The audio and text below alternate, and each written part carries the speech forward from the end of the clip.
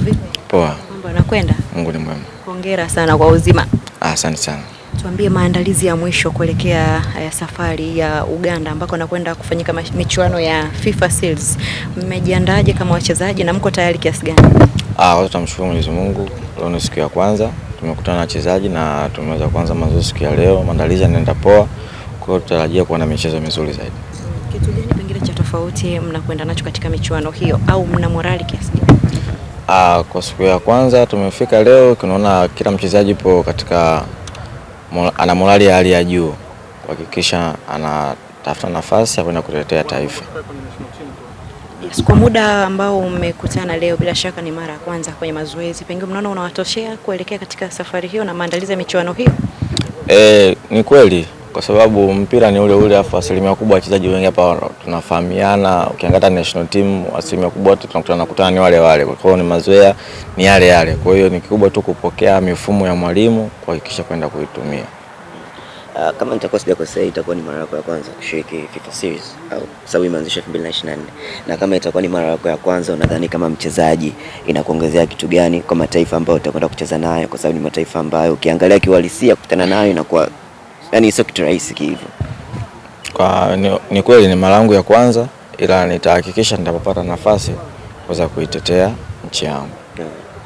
Unapokuwa kambini kama hivi, kwa sababu naamini mchezaji yoyote kutumikia timu ya taifa ni kitu ambacho anatamani.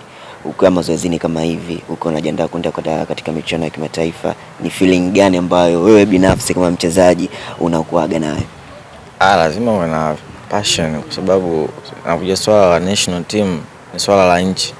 Kwa lazima uwe proud, na ukipata opportunity kama hiyo lazima uichukulie serious. Unapopata nafasi unaweza kwenda kuisaidia nchi. Ni muendelezo wa Kibabage kuwa katika timu ya Taifa Stars. Pengine siri ni nini na wewe binafsi unajisikiaje? Na imani ni kwenye kujituma na kumwamini Mungu. Jina lako limeitwa tena katika kikosi cha timu ya taifa kwa mara nyingine katika hii michuano ya FIFA Series 2026. Kibabage, nataka kujua ni wakati unasikia kikosi binafsi ulikuwa katika hali gani, lakini pia umeichukuliaje kama mchezaji? Nichukua tu kawaida kwa sababu swala la national team si mara ya kwanza mimi kuitwa. Nimeanza kuitwa muda mrefu. Kwa hiyo niliposikia jina langu limeitwa sikushtuka sana, ila kikubwa tu ilikuwa na furaha kwa sababu timu ya taifa ni heshima. Anapocheza timu ya taifa ni heshima kubwa. Kwa hiyo namshukuru Mungu. Unaamini kile ambacho anazidi kukionyesha kwenye ligi kuu pengine ndio hiki ambacho kimemfikisha Kibabage hapa kwenye timu ya taifa? Ndio.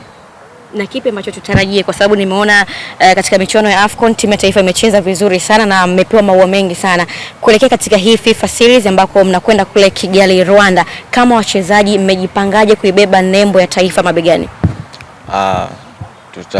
Tutaendelea pale tulipoishia, kwa sababu tukiangalia timu ilifanya vizuri katika michuano iliyopita ya AFCON, hususan ukiangalia mwalimu na tupo naye tena. Kwa hiyo na imani tutakuwa na mechi nzuri sana kwa tunapoenda.